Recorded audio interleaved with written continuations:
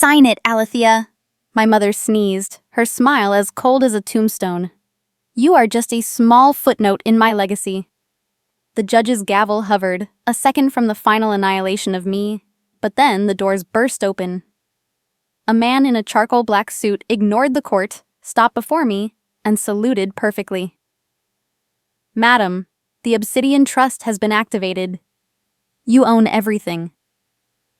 Lavinie's face turned pale, her empire vanishing in an instant. I stood there, watching her world crumble, my mind returning to the roof where the first blow had struck. The elevator ascent to the rooftop of the Alexandria Heights was a silent, rhythmic hum that felt like a countdown against my ribs. When the doors slid open, the biting chill of the Virginia winter rushed in, sharp enough to cut through my wool coat and remind me I was still breathing. I stepped onto the terrace, where the glow of the Alexandria skyline danced across the dark, moving surface of the Potomac River far below. Crystal glasses clinked like wind chimes in a storm, and the air smelled of expensive scotch and the kind of quiet luxury my family wore like armor. Lavinie, my mother, stood at the center of a gilded circle, her cream-colored silk dress shimmering under the spotlights like a second skin. Beside her, Zelona looked every bit the corporate heiress, her laughter rehearsed and perfectly pitched for the microphones nearby. I stayed in the shadows, my fingers tracing the jagged, familiar edge of my father's military dog tag inside my pocket. It was a grounding ritual I had adopted since the funeral, a physical reminder of the man who always told me that true wealth isn't what you keep in your bank, but what you carry in your character. Standing there in my plain, dark attire, I felt like a ghost haunting my own family's celebration. Lavinie stepped onto the small stage, her presence commanding every eye in the room with the practiced ease of a queen mother. Family is the cornerstone of everything we build, she began, her voice smooth and projecting to the back of the lounge. As we look toward the future of the Vale legacy, it is clear that only those with vision and strength can lead the way. Therefore, I am proud to announce Zelona as the sole visionary for the family's future. The applause was immediate, a wave of sound that effectively erased my name from the social register before the last syllable had even landed. My years of caring for Dad, the long nights in the library, the quiet sacrifices, none of it existed in this room. Alethea, don't look so grim, Zelona whispered as she brushed past me, her eyes gleaming with a triumph she hadn't earned. Some people are born to lead, and others are just meant to archive the history books. I didn't argue. I simply walked toward the bar, my heart heavy with a dignified sorrow. I noticed Lavinie shivering slightly as a fresh gust of wind swept across the rooftop. Despite the cold shoulder she had given me for decades, I felt a tug of genuine concern. I took my cashmere wrap and approached her, offering it with a steady hand. Mother, you're shivering. Please take this. Lavinie didn't even look at me. She merely flicked her wrist, a gesture of pure disdain that sent the fabric fluttering to the cold floor. Don't touch me with your library hands, Alethea, she sneered. Go find a corner to hide in. The tension on the rooftop shifted from a cold exclusion to a calculated, tactical ambush. I watched from the periphery as Lavinie moved toward a table of influential guests, judges and city officials who held the keys to the city's social gates.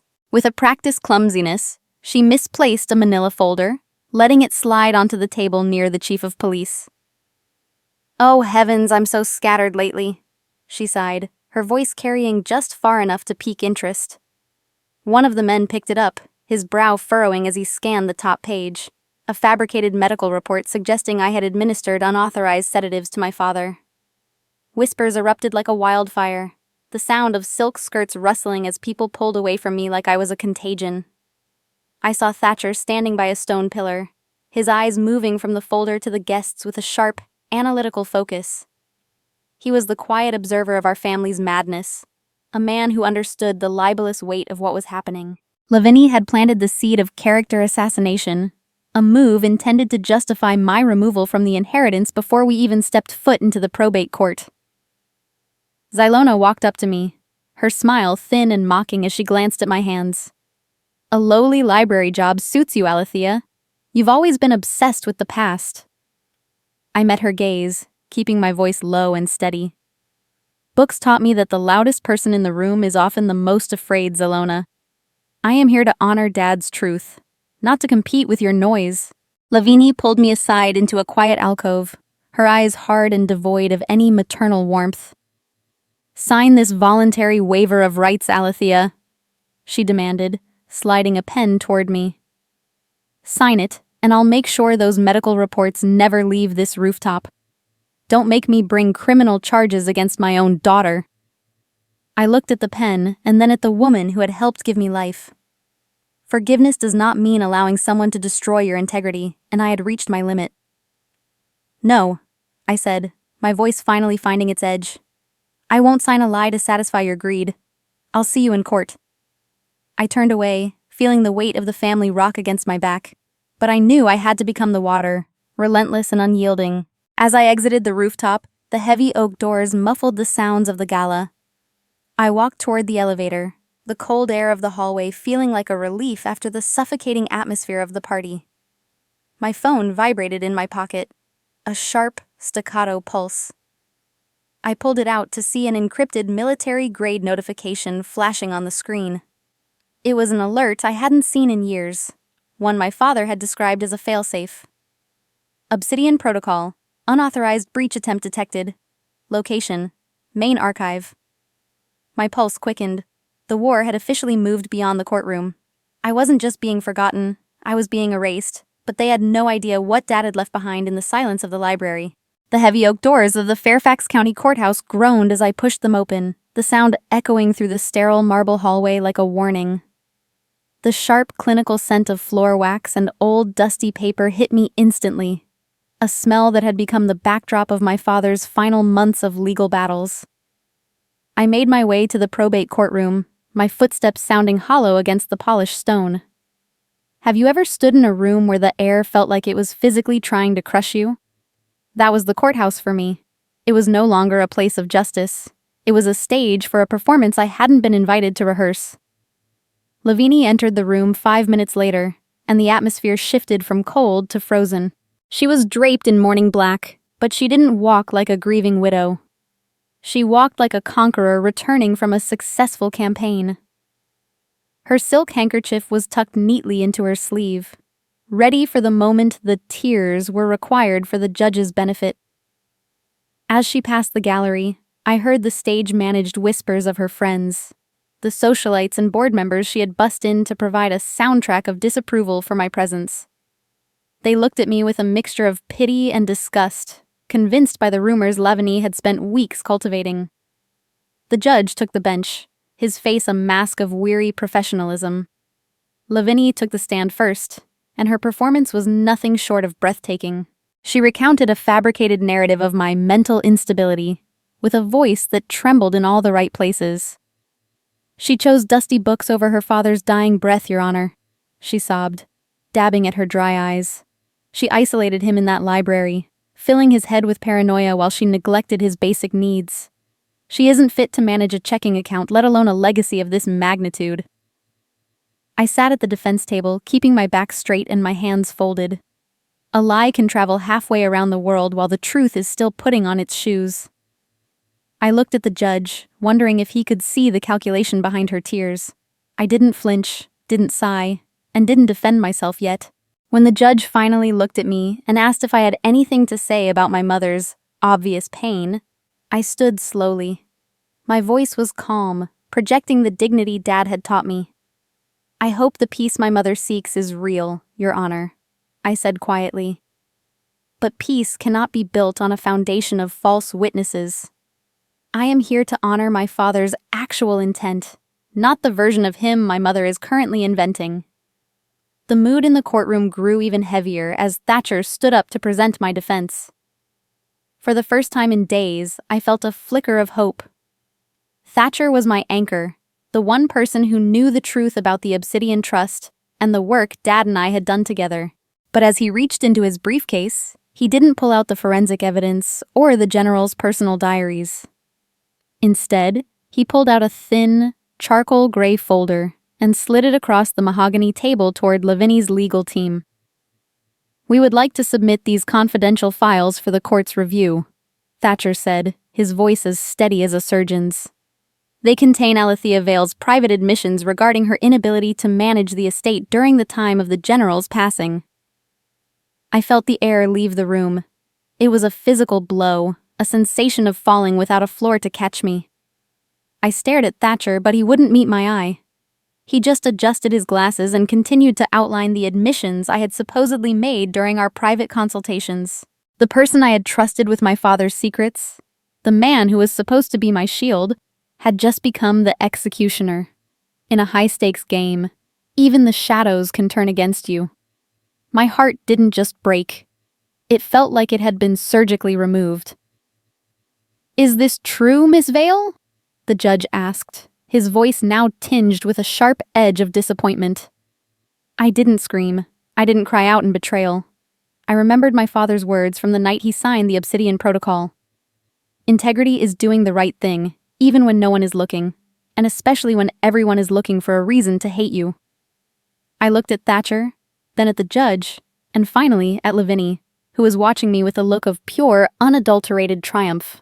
"The folder contains words, Your Honor," I replied, my voice slightly tighter but still unbroken. "But the record is what matters. And the record hasn't been fully heard yet." The humiliation wasn't over. Zelona took the podium next, her face glowing with the adrenaline of the kill.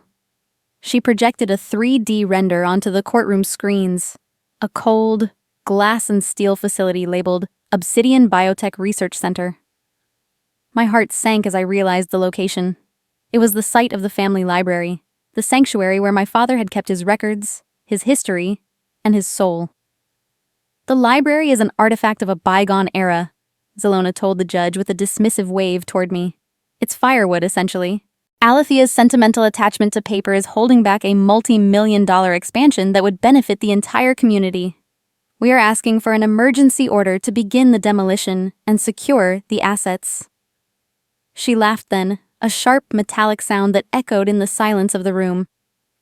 She mocked my library job, calling me a glorified filing clerk who was trying to hold progress hostage with my childish nostalgia. The gallery chuckled in unison. I stood up again, and this time, the judge didn't stop me. I looked directly at Zelona, my voice carrying a grace she would never understand. "My sister sees a building to be demolished. I see a legacy to be honored," I said. "You can tear down the walls, Zelona. You can burn the paper. But you cannot destroy the stories that built this family. And you certainly cannot destroy the truth by replacing it with glass." The judge sighed, the sound echoing the finality of the situation. He picked up his pen, hovering it over the emergency order that would strip me of my access to the library and hand the keys of the estate to Lavinie. "This court sees no reason to delay," the judge muttered, his gaze fixed on the document. The silence in the room was absolute, a heavy, suffocating weight that felt like the end of everything Dad had fought for. I looked at the heavy oak doors at the back of the courtroom. I thought about the Obsidian Protocol and the encrypted alert on my phone from the night before. Sometimes the most important moments in our lives aren't the ones where we win, but the ones where we refuse to give up when we've already lost. I held my breath as the judge's pen touched the paper. Just then, a faint, rhythmic thud began to vibrate through the floorboards. It was the sound of footsteps, heavy, deliberate, and approaching with a purpose that didn't belong in a probate hearing. The back doors began to creak open. The smug look on Lavinie's face faltered. The heavy vibration of these footsteps in the hallway felt like a phantom limb reaching out from the past. But the courtroom doors didn't reveal the answer just yet. By the time I returned to my small apartment in Alexandria, the winter storm had transformed the world outside into a soundless white void. I sat in my dimly lit kitchen, the only noise in the room being the low hum of the refrigerator and the rhythmic ticking of an old wall clock. It was the kind of silence that amplifies every doubt, yet I felt a strange, cold clarity settling into my bones. Thatcher's betrayal back at the courthouse replayed in my mind like a film strip. I watched him slide that charcoal folder to Lavinie over and over again, but the visceral anger I expected never came. Instead, I remembered my father's gravelly voice from years ago. "The strongest steel is forged in the hottest fire, Alethea, and the deepest truths are often found in the darkest rooms." I looked at my hands. They weren't shaking, I realized I wasn't losing a family. I was finally losing the illusion of one. It's impossible to lose what was never truly there to begin with. Before the clock struck midnight, I pulled out a single sheet of stationery. My bank accounts would likely be frozen by morning, a standard legal maneuver in high-stakes probate disputes. With a steady hand, I wrote a personal check and a letter to Mr. Henderson, my father's former gardener, who had been let go without a severance when Lavinie took over. I used the last of my meager personal savings to ensure his pension was covered for the next year. Protecting the vulnerable was the only legacy Dad cared about. I whispered the words to the empty room as I sealed the envelope. Integrity isn't a strategy, it's a boundary. As the snow piled against the windowpane, I retreated to my father's private study, a room filled with the scent of old leather and cedar. I picked up his military dog tag from the desk, the metal cold against my palm. As I cleaned the tarnished surface, my thumb caught on a microscopic seam along the edge, a precision-engineered hidden compartment I had never noticed before. My father was a man of high-level intelligence. He never did anything without a contingency. With a trembling breath, I used a fine needle to pop the seal. Inside sat a microscopic encrypted drive and a sliver of paper with his unmistakable handwriting. For Alethea, the only one who listened with her heart. Use this when the wolves finally show their teeth. A surge of emotion hit me, a mixture of grief and a profound sense of being seen. He hadn't just been dying in those final months. He had been building a fortress to protect me. I realized I was always loved, and that realization became the anchor I needed to stop surviving and start fighting. I inserted the drive into my laptop, the blue light reflecting in my tired eyes. The decryption prompt appeared, asking for a legacy protocol. I typed in the coordinates of the first library we visited together when I was 6. The bar began to move. As the metadata scrolled past, a name leaped out at me. Thatcher. The admissions folder he had handed to Lavinie was listed as a decoy, a digital Trojan horse designed to track every IP address that accessed it. Thatcher hadn't sold me out. He had distracted the wolves so the real assets could move in silence. The files revealed the Obsidian Trust was far more than a pile of inheritance money. It was a legal kill switch for Lavinie's fraudulent charity network and Zelona's debt-ridden biotech firm. I spent the next hour analyzing the legal foundation of the trust, realizing that Dad had structured it so that any attempt to seize the estate through probate would automatically trigger a federal audit of the petitioner. My family hadn't just walked into a courtroom. They had walked into a trap. I followed the stoic philosophy I lived by. The best revenge is to be unlike him who performed the injury. I didn't want their destruction. I wanted the truth to be undeniable. The decryption bar hit 100%, and a single high-resolution image appeared on the screen. It was a man in a charcoal black suit, his face stern and timeless. The caption beneath it read, Vanderveer, the executor. He was the one Dad trusted to pull the trigger on the Obsidian protocol. The weight of the moment shifted from fear to a cold, sharp determination. I knew exactly what I had to do next, and it wouldn't involve begging for a seat at a table that was built on lies. At 3 a.m., I packed a small bag with the drive and my father's records. I stood by the window, looking out at the distant, illuminated dome of the courthouse through the falling snow. The city was asleep, unaware that the record was about to speak. I felt a sense of quiet power I had never known before.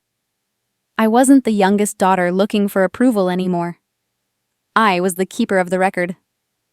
I walked out the door, the cold air filling my lungs like a promise. I didn't know what the next few hours would bring, but I knew I wouldn't be standing alone. Tomorrow, I whispered into the winter wind, the silence ends. The drive back to the courthouse was a blur of gray and white, the relentless Virginia blizzard whipping against the windshield like a swarm of angry spirits. By the time I stepped back into the hallowed halls of the Fairfax County Courthouse at 9 a.m., the atmosphere inside felt even colder than the gale outside. The sterile scent of floor wax and old yellowed paper had turned sharp, almost metallic, settling in my lungs with every breath. I felt the walls of the probate courtroom closing in, the legal clock ticking down with a heavy, final rhythm that echoed the pounding in my chest. Lavinie and Zelona were already seated, draped in designer wool and draped in an even thicker layer of oppressive arrogance. They looked like vultures perched on a mahogany branch, waiting for the exact moment the legal life left my body. Lavinie's legal team began their final siege with a surgical precision that made my skin crawl. They presented a final summary of my alleged medical negligence, weaving a narrative that felt more like a horror script than a legal document. They cited Thatcher's supposed evidence from the previous session to hammer the final nail into the coffin of my reputation. Every word was designed to cement the case for my permanent disqualification and psychiatric evaluation. I sat with my hands folded on the table, my knuckles white but my expression as still as stone. I looked at my mother, not with the anger she expected, but with a gaze of profound, weary pity. Looking back, I should have seen that darkness cannot drive out darkness. Only light can do that. She was trying to bury me in the dark, unaware that I had spent my entire life learning how to grow in it.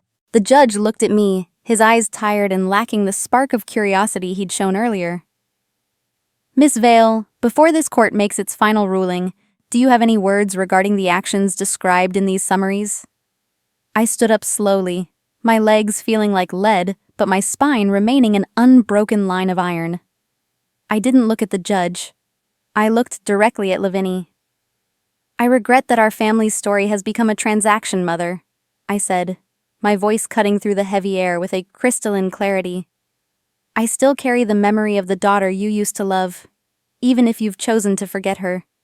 I am not fighting for the money. I am fighting for this man who believed in a truth you are too afraid to hear.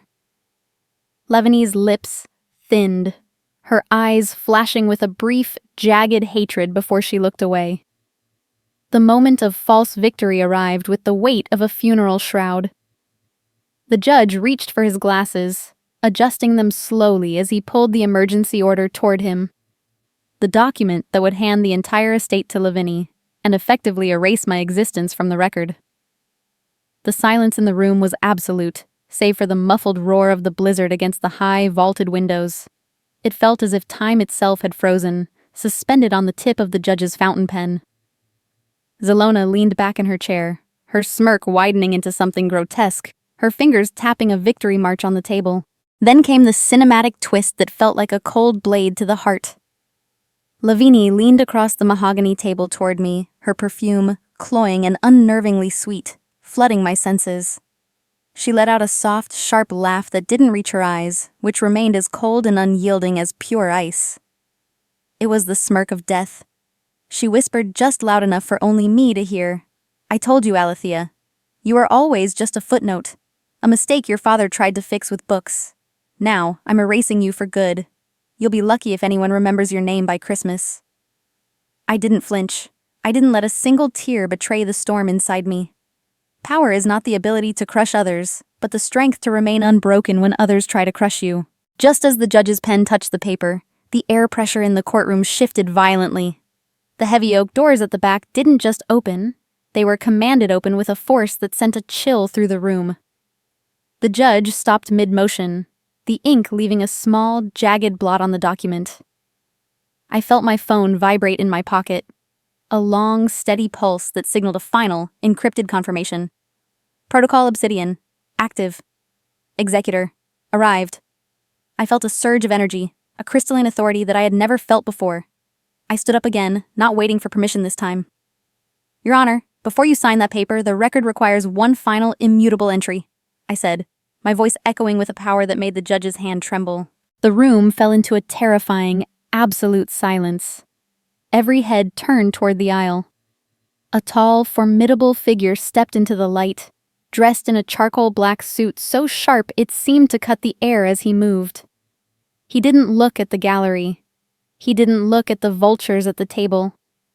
He walked with a military precision that demanded the very ground beneath him stay still. Lavinie's smirk vanished, replaced by a look of bewildered dread as she recognized the presence of a man who belonged to a world she could never control. He stopped at the bar, his eyes fixing on mine with a look of recognition that bypassed everyone else in the room. The silence grew so thick it was hard to breathe. The man in black didn't say a word at first, but his presence had already voided every lie spoken in that room over the last 48 hours. I realized then that my father hadn't just left me a library or a bank account. He had left me a witness. Someone who knew the weight of the dog tag in my pocket. Someone who understood that a record is more than ink. It's a vow. The storm outside seemed to roar in approval as the stranger reached into his jacket, pulling out a sealed military-grade envelope that bore the crest of the Obsidian Protocol. Lavinie gripped the edge of the mahogany table, her knuckles turning white as the world around her began to spin. Zelona's face was pale, ashen, the 3D image of her biotechnology center still glowing brightly on the screen like a mocking neon sign. The judge's gavel lay motionless on the chair. In that moment, I knew that the final push had reached its limit. It was coming, and it would be more powerful than any of them could imagine. I stood firm, no longer the youngest daughter, but the rightful heir to the Obsidian legacy. The stranger's gaze never left mine. It was a look of profound, unwavering loyalty, the kind forged only in the harshest trials. But that moment changed everything.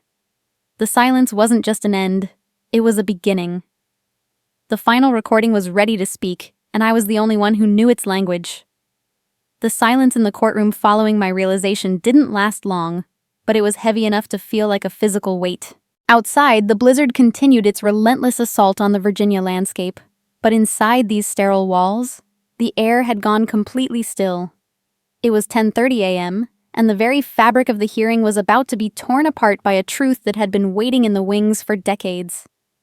True power doesn't need to shout, it simply exists and waits for the right moment to speak. I looked at the back of the room, my heart finding a steady, calm rhythm for the first time since the rooftop gala. Vanderveer entered the courtroom with a presence so commanding that the world seemed to slow down around him. The court reporter's fingers froze over her keys, and even the judge, a man who had seen everything in his 30 years on the bench, instinctively sat up straighter.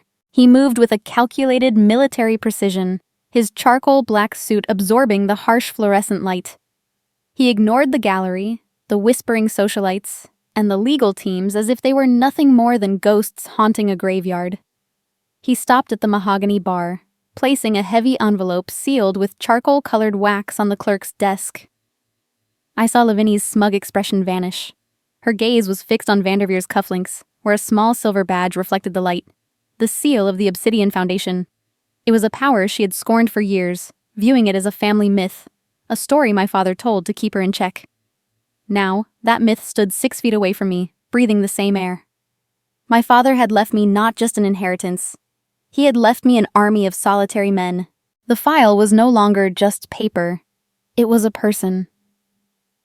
The silence grew into a vacuum, a hollow space where the only sound was the howling wind against the glass. Vanderveer turned his gaze to me. The room felt like it had been emptied of oxygen as he clicked his heels together with a sharp, metallic snap. In a display of deep, traditional respect that seemed to belong to another century, he bowed his head toward me. Then he performed a formal military salute. It wasn't directed at the judge or the flag. It was directed solely at me, Alethea Vale, the youngest daughter who had been erased just an hour before. The Obsidian Protocol is fully engaged, Vanderveer's voice echoed through the chamber, as cold and unyielding as iron. I am here to certify the appointment of Alethea Vale as the sole successor trustee with plenary power over all legacy assets, effective immediately. Lavinie's face turned an ashen, skeletal white. She gripped the edge of the table so hard her knuckles looked like they might break through the skin. The daughter she had tried to institutionalize, the footnote she had tried to erase, now held the leash to her entire lifestyle. Looking at her, I felt a sudden, sharp pang of sadness. It is a tragedy to spend a lifetime building a throne, only to find you've built it on a foundation of sand. Zelona's reaction was more visceral. She stood up, her chair screeching against the floor, her face twisted in a mask of panicked rage. "This is a circus! This man has no standing here!" she screamed, her voice cracking under the pressure. But the judge was already opening the charcoal-sealed envelope. His hands were steady, but his eyes were wide as he scanned the first page, a federal fiduciary certification that overrode every probate document on the table. In the United States, a corporate trustee with military-grade oversight is a legal fortress that cannot be breached by local squabbles. Refusing to lose, Lavinie reached into her designer briefcase and produced a document she had clearly kept as a desperate failsafe. "Your Honor, this is irrelevant," she shouted, her voice shaking with a dangerous edge. "I have a signed federal warrant here for Alethea's arrest. She is in possession of sensitive military data, the Obsidian files. She is a national security risk." The courtroom erupted into chaos. The lead officer near the door hesitated, his hand hovering over his handcuffs as Zelona continued to shriek for my immediate detention. For a moment, the triumph I felt was threatened by one last, desperate act of evil. I stood my ground, my voice remaining steady and clear amidst the noise. "You are trying to arrest a record that has already been written, Mother," I said, looking her in the eye. "You cannot imprison the truth just because it doesn't serve you."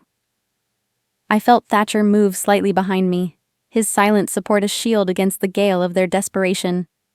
I didn't realize it then, but the next few seconds would determine whether I left this room as a victor or a prisoner.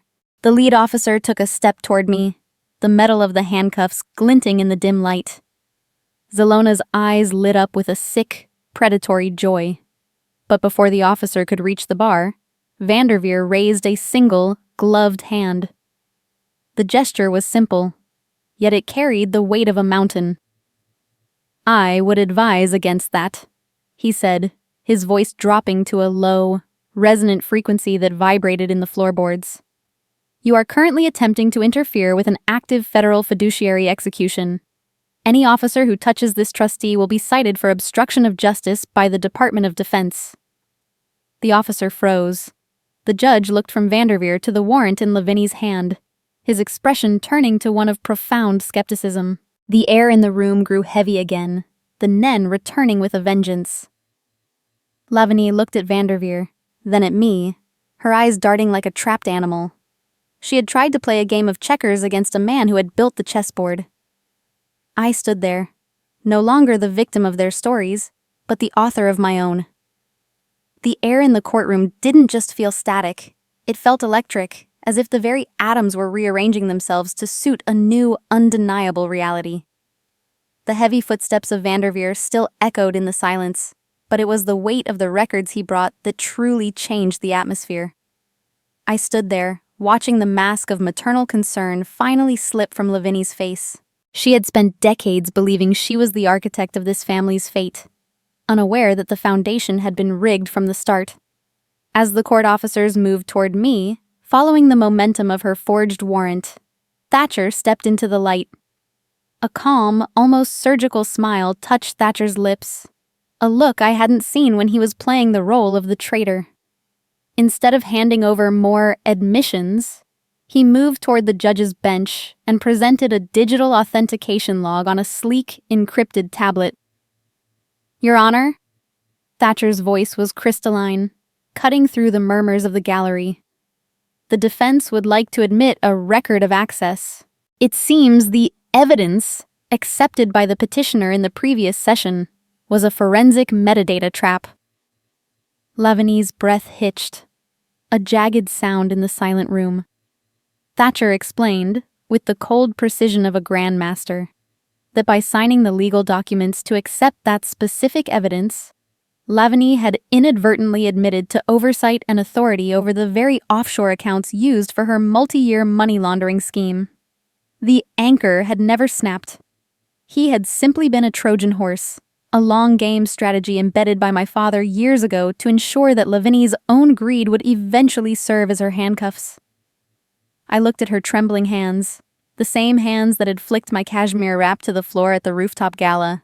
"I gave you a choice to be honest that night, Mother," I said, my voice steady enough to bridge the distance between us. "You didn't choose the legacy, you chose the lie. And in this courtroom, the lie has a very high interest rate." The rapid-fire revelations didn't stop there. Vanderveer tapped a command on a remote, and the courtroom's widescreen monitors flickered to life. The Obsidian project was finally unveiled, not as a weapon or a military secret, but as a meticulously compiled digital dossier of truth. It wasn't just bank records. It was a forensic history of Lavinie's systemic bribery of state officials and the slow, deliberate poisoning of my father's reputation. The gallery gasped as a wave of high-definition documents scrolled past. Emails, wire transfer receipts, and recorded conversations that had been safely stored in the cloud under the general's military-grade encryption. Then came the forensic truth that stopped everyone's heart. An audio file began to play, the recording from the general's dog tag. The sound was grainy, but undeniable.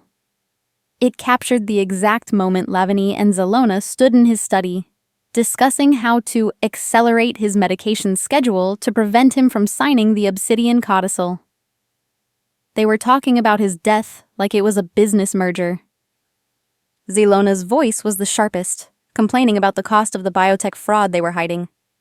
Under the U.S. RICO Act, this wasn't just a probate dispute anymore. It was a massive criminal conspiracy.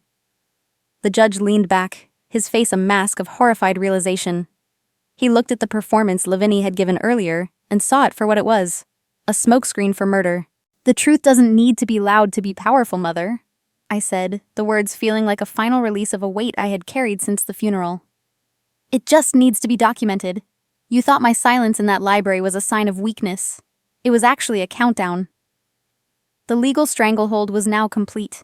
The record had spoken, and it had used their own voices to tell the story. Have you ever seen a grand building collapse in slow motion? That was my mother in that moment. Her social standing, her wealth, her carefully curated armor, it all turned to dust in the span of 60 minutes. The judge, visibly shaken and his hands noticeably trembling, took a deep breath and looked at the court officers. "Void the emergency order," he commanded, his voice booming with a newfound authority. "And I am issuing a bench warrant for the immediate arrest of Lavinie Vale and Zelona Vale for evidence tampering, grand larceny, and conspiracy to commit murder." The room erupted. Socialites who had been sneering at me moments ago scrambled for the exits, their designer heels clicking frantically on the marble. Zelona, her eyes wide with a panicked feral energy, attempted to bolt toward the side exit, but the charcoal-clad security team led by Vanderveer was faster. They blocked every exit with a terrifying silent efficiency that left no room for escape. Zelona was cornered near the jury box, her breathing coming in thin, ragged gasps. Even as she stood there, defeated and exposed, I felt a pang of that old, stubborn compassion. I asked one of the officers to let her sit down and offered her a glass of water from my table. It was a final act of kindness to a sister who had never deserved a single drop of it. "You can't outrun a record, Zelona," I whispered as the officer took the water. "It's the only thing that lasts." Lavinie didn't move. She sat frozen, staring at the silver handcuffs the lead officer placed on the mahogany table. She looked at the steel, then up at me, and for the first time, I saw her empire evaporate in her eyes. But as the officers moved to secure her wrists, a flicker of something desperate and dangerous returned to her gaze. She looked at me, then at the monitors, and I realized she had one final scorched earth secret she was willing to burn everything for. The exhaust of victory felt heavy in the room, but the residual tension told me the storm wasn't quite over. I looked at Vanderveer, who stood like a statue of charcoal and iron.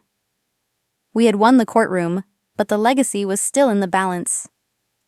The silence that followed was different now. It wasn't the silence of erasure, but the silence of a house that had finally been cleared of its ghosts. The courtroom was no longer a suffocating, pressure-filled cage. It had become a vacuum, awaiting the final weight of the case to settle. By 12:30 p.m., the fierce Virginia snowstorm had finally subsided. Outside the arched windows, the world was covered in a pristine, dazzling white blanket of snow, as if the very landscape had been cleansed of the morning's ugliness. I sat at the lawyer's desk, my fingers steady as I pulled the final documents of the Obsidian Protocol toward me. I was no longer the accused or a ghost. I was the architect of the dawn, and it was time to complete the blueprint my father had left me.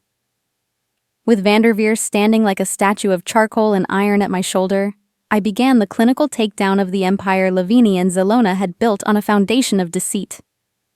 As the legally recognized sovereign trustee, I executed the kill switch protocols with a series of digital signatures that felt more like a liberation than a victory. I signed the orders that legally dissolved Zelona's biotech firm, a hollow shell of fraudulent research and debt, and placed Lavinie's network of charities into federal receivership.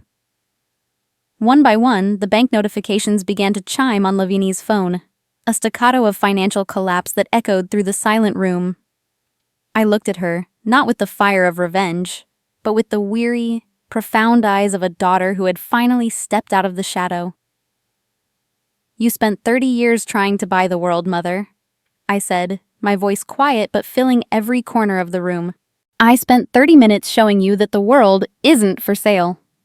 Vanderveer facilitated the immediate freezing of all domestic and offshore accounts, utilizing the no contest and fiduciary misconduct clauses my father had buried deep within the Obsidian Trust. Under U.S. law, their attempt to seize the estate through a fraudulent petition had triggered an automatic forfeiture of any contingent distributions. They had walked into the trap with their eyes wide open, blinded by the glitter of a crown they hadn't earned. But even as I watched their world evaporate, I chose a different path for the wreckage they left behind. I didn't take the money for my own luxury. I instructed Thatcher to convert the Lavinie Foundation into a permanent trust for victims of domestic financial abuse. Power is only as good as the hands that hold it. And Dad always believed the only reason to have it was to use it for those who have none. The finality of the moment arrived with the sound of heavy footsteps on the marble. Federal marshals approached the council table, their presence a stark contrast to the designer wool Lavinie wore like a shield. She was stripped of her influence, her wealth, and her mask of social perfection. As they led her out in handcuffs through the very doors where she had expected to walk out as a victor, she stopped for a brief, jagged second. She looked at me, her face a shattered ruin of pride, and for the first time, she truly saw me. She saw the ghost of the general in my iron-willed gaze and realized that the quiet daughter she had tried to erase was the only one who had truly understood their father's strength. Zelona was led out behind her, her face a pale, sickly green. I stood up and walked toward her, placing a hand on her shoulder as the marshals paused. I didn't yell. I didn't gloat. I simply whispered, "I don't hate you, Zelona. I just won't let you hurt me anymore." There is a big difference between holding a grudge and holding a boundary. I offered her a final, small nod, not as a sister she had betrayed, but as a person who understood the tragedy of a wasted life. Revenge is a fire that consumes the one who starts it, but justice is the rain that allows the grass to grow again. I chose the rain. An hour later, I returned to my father's library. The afternoon sun reflected off the fresh snow outside, streaming through the high windows and making the dust motes dance in the air like golden memories. The room felt alive, no longer a tomb of archived paper, but a sanctuary of truth. I walked to the heavy oak desk we had restored together and placed his dog tags on the green blotter. I picked up his favorite book of philosophy and a small, weathered envelope fell from between the pages. It was a final note, written in his steady, military hand. "Alethea, you are never the weakest. You are just the most patient. The record is yours now. Keep it well." I sat in his leather chair, the scent of cedar and old books wrapping around me like a hug from the past. I looked at a framed photo on the desk, a picture of me as a child, sitting on his lap while he read to me. Closure doesn't come from an apology you'll never get from the people who hurt you. It comes from the life you choose to build after the storm has passed. I looked at the dog tags, then out at the Virginia landscape, feeling a bittersweet peace that no amount of inheritance money could ever buy. I was no longer the youngest daughter hiding from the wolves. I was the keeper of the dawn.